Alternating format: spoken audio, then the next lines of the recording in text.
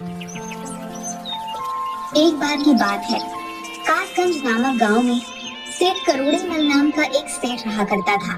सेठ करोड़ीमल बहुत ही लालची था।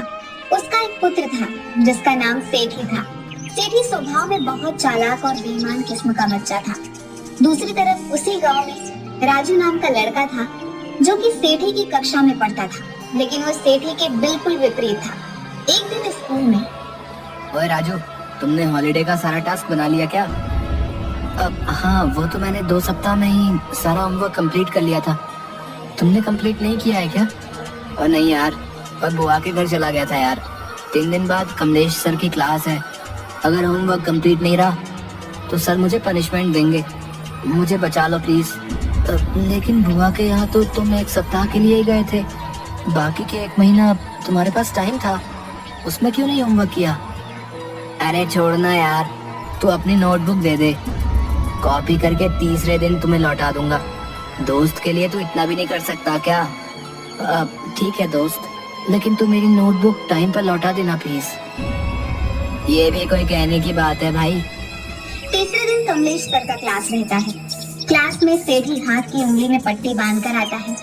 हाँ तो बच्चों, काफी लंबी छुट्टी के बाद हम लोग मिले हैं। आप सभी ने होमवर्क कंप्लीट कर ही लिया होगा। सभी अपनी होमवर्क की नोटबुक लाकर मेरे टेबल पर रख दो। सेठी, मेरी कॉपी तो मुझे होमवर्क की कॉपी सर के टेबल पर रखनी है। मैंने तो तुम्हारी कॉपी सर के टेबल पर रख दी है। अब भाई का इतना भी काम नहीं कर सकता क्या? अरे राजू, तुमने होमवर्क की कॉपी नहीं जमा की? सर टेबल पर ही रखी हुई है। यहाँ पर तो नहीं है। आज तो सेठी की भी कॉपी मेरे पास है। लेकिन वो तो मेरी कॉपी है। क्यों सेठी? अब मैं क्या ही कह सकता हूँ तुम्हारी कॉपी के बारे में। जब मैं टास्क बना रहा था तो मैंने तुमसे कहा था कि टास्क बना लो, लेकिन तुम बराबर यही कहते थे कि अभी बहुत दिन है। क्यों झूठ बोल रहे हो? सर उस कॉपी में देखिए, मेरी हैंड राइटिंग है। राजू सही कह रहा है सर, मेरी कॉपी में राजू की ही हैंड राइटिंग है। मेरी तो उंगली कट गई थी, तो राजू से रिक्वेस्ट की थी कि मैं बता रहा हूँ तो बस लिख दे। कमलेश सर राजू को होमवर्क ना करने के बदले सारा दिन क्लास में खड़े रहने की सजा दे देते हैं। सेठी, तुमने ऐसा क्यों किया? थोड़े से झूठ से अगर तुम्हारी जान बच रही है तो झूठ बोलने में कोई हर्ज नहीं है। सेठी लोगों को परेशान करता रहता था।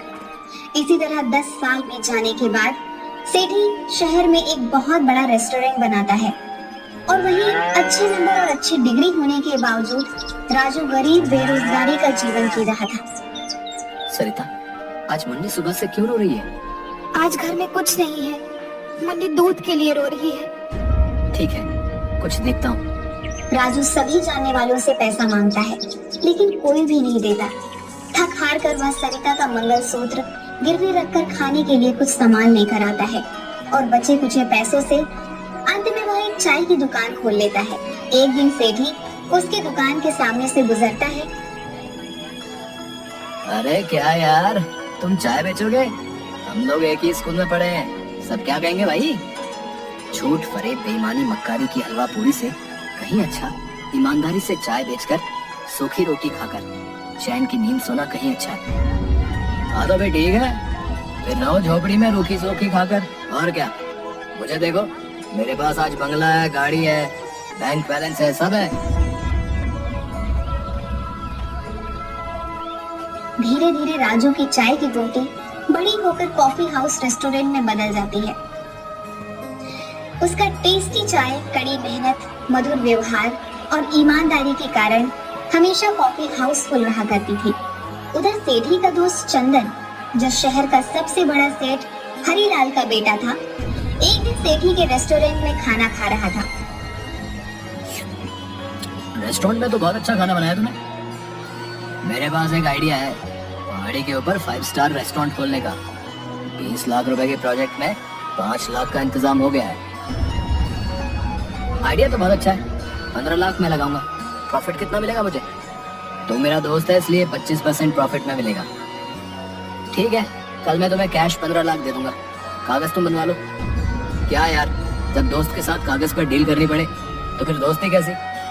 भाई अगर तुझे मुझ पर शक है तो प्लीज मुझे नहीं चाहिए तेरा पैसा।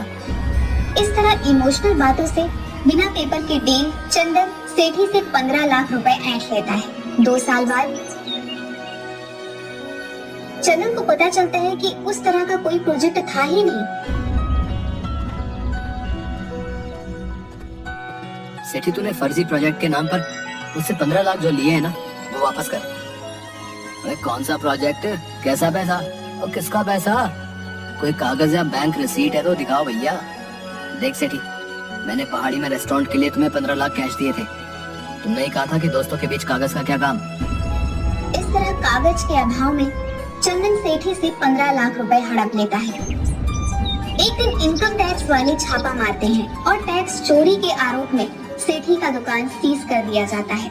जल्द ही सेठी कंगाल हो जाता है। एक दिन राजू के कॉफी हाउस में राजू भाई, आज मैं कंगाल हो गया हूँ, प्लीज मेरी मदद कर दो। मुझे फिर से बिजनेस करने के लिए पूंजी चाहिए।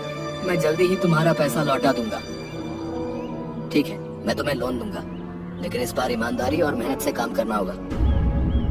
राजू से पैसा लेकर सेठी उसी के कॉफी हाउस के सामने अपना कॉफी हाउस भी खोल देता है। सेठी राजू के कैफे को कॉम्पिटिटर मानकर उसके कैफे को तरह तरह से बदनाम करने की कोशिश करने लगता है। हरिया, ये ले फेविक्विक और जा राजू के कॉफी हाउस में 2-2 बूंद सभी कुर्सी पर गिरा करा। जा। जैसे ही राजू का कॉफी हाउस ओपन होता है, लोगों की भीड़ लग जाती है। मौका देकर हरिया सभी की कुर्सी पर फेविक्विक डालकर आ जाता है। हाँ मालिक, जैसा आपने कहा था वैसा ही करके आया हूँ। शाबाश, अब आएगा मजा। बहुत ईमानदारी और मेहनत का पाठ पढ़ाता है। अब देखता हूँ तेरा कॉफी हाउस कैसे चलता है।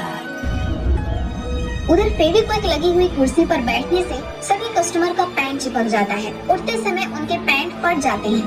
पूरे कॉफी हाउस में हंगामा खड़ा हो जाता है। राजू को कुछ भी समझ नहीं आता कि यह सब कैसे हुआ, लेकिन तुरंत ही वह अपने बुद्धि विवेक से काम लेता हुआ अनाउंस करता है कि प्लीज शांति बनाए रखें। पता नहीं ये किसकी हरकत है, लेकिन राजू कॉफी हाउस आप सभी कस्टमर्स को माफी के तौर पर एक नई जीन्स आधे घंटे के अंदर आपको प्रोवाइड करवा रही है।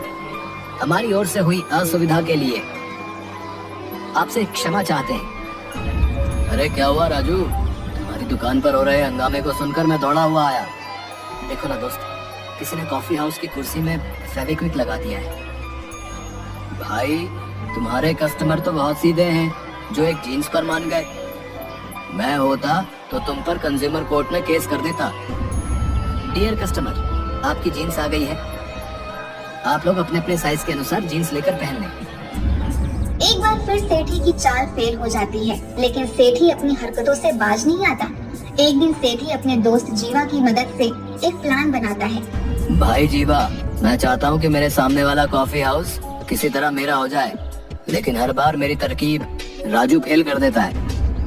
कोई बात नहीं गुरु, इस बार जीवा का प्लान है जो कभी फेल नहीं हो सकता। ऐसा क्या सोचा है तुमने कि वो प्लान फेल नहीं हो सकता? प्लान ऐसा है कि हम लोग किसी तरह उसके चाय के दूध में चूहे मारने की दवा मिला देंगे। फिर एक बार अगर कॉफी हाउस बदनाम हो गया तो फिर हमारी दुकान चल पड़ेगी। देख भाई, ये काम हरिया ही कर सकता है। पिछली बार इसी ने फेविक्विक चिपकाई थी। ना मालिक, ये काम हमसे नहीं होगा। चूहे मारने वाला जहर से अगर आदमी को कुछ हो गया तो पाप मेरे ऊपर ही आएगा। अरे हरिया, इसी इमोशन के कारण तुम लोग गरीब के गरीब ही रह जाते हो। कोई बात नहीं, ये काम हम दोनों करेंगे, वो भी आज ही रात। दोनों रात 12 बजे के अंधेरे में चूहे मारने की दवा को लेकर कॉफी हाउस में पीछे वाले रास्ते से घुसते हैं। अबे जीवा, ठीक से चल, मुझसे बार बार क्यों टकरा रहा है? ऐसे अंधेरे में कुछ दिखाई नहीं दे रहा। मैं तो ठीक से ही चल रहा हूँ, लेकिन ससुर ये जमीन ही ऊपर नीचे, अंधेरे में पता ही नहीं चल रहा है। तभी जीवा के पैर के नीचे एक छुछुंदर आ जाता है और अनबैलेंस होकर सेठी के ऊपर गिर जाता है। सारे चूहे मारने वाली दवा सेठी और जीवा के चेहरे पर गिर जाती है। थू थू थू। अबे जीवा, तुम्हें कितनी बार कहा कि ठीक से चल, आखिर तूने मुझे गिरा ही दिया। अब ये पाउडर क्या है रे? थू थू थू। ये चूहे मारने वाली दवा मेरे चेहरे पर गिर गई। चलो भागो यहाँ से, भागो यहाँ से। थू थू थू थू। भाई, मुझे कुछ दिखाई नहीं दे रहा है। मेरी आंखों में शायद ये दवा चली गई है। साला छछुंदर सारा खेल बिगाड़ गया। मार डाला रे। अब मेरे हाथों पर क्यों चढ़ा है तू? ये मेरा हाथ है, छछुंदर नहीं, जो बार बार लातों से मारे जा रहा है। मुझे क्या पता यार, मुझे तो कुछ दिखाई नहीं दे रहा है कि ससुरा छछुंदर कहाँ है और तेरा हाथ कहाँ है। दोनों किसी तरह गिरते पड़ते वापस दुकान में आ जाते हैं, जहाँ पर आते ही सेठी उल्टी करने लगता है। इधर जीवा की आंख लाल हो जाती है। 2-3 दिन के बाद जीवा, आज हमें सावधानी पूर्वक रात में काम करना होगा। हाँ यार दोस्त, आज रात ही हम दोनों सारा काम कर लेंगे। कल के बाद अपना काम खत्म, फिर हमारी चाय की दुकान ही इस एरिया में ले लेगी। हाँ, हम दुगनी कीमत पर चाय बेचेंगे। राजू के सारे कस्टमर हमारे होंगे।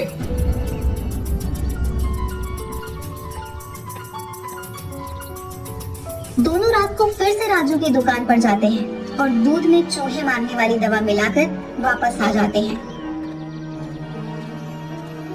कालू, जल्दी से सारा टेबल कुर्सी साफ कर दे।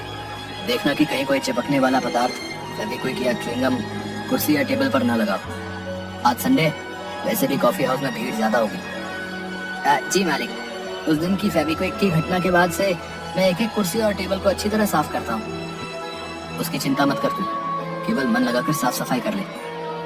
उस दिन के बाद मैंने कॉफी हाउस में सीसीटीवी लगवा दिया है। दूसरे दिन सुबह, संडे होने के कारण राजू के कॉफी हाउस में आज तुरंत ही हाउसफुल हो जाता है। सभी को कॉफी चाय दी जाती है, लेकिन कुछ ही देर में कस्टमर उल्टी करने लग जाते हैं। पूरे कॉफी हाउस में हाहाकार मच जाता है। मालिक, सभी कस्टमर उल्टी कर रहे हैं। कुछ तो गड़बड़ है चाय में। सीसीटीवी फुटेज देखनी होगी। इसी बीच सेठी पुलिस को फोन कर देता है। राजू को पकड़कर पुलिस ले जाने लगती है। 1 मिनट इंस्पेक्टर, जरा सीसीटीवी में देख लो कि किसने ये काम किया है। तब इस सीसीटीवी फुटेज से पता चलता है कि सेठी और जीवा दोनों ने रात में आकर यहाँ पर कुछ मिलाया था। पुलिस जब उन दोनों को पकड़कर डंडे से मारती है, जीवा पुलिस को सारी बात बता देता है कि उसने सेठी के कहने पर दूध में चूहे मारने वाली दवा मिलाई थी। दोनों को पुलिस हिरासत में लेकर चली जाती है।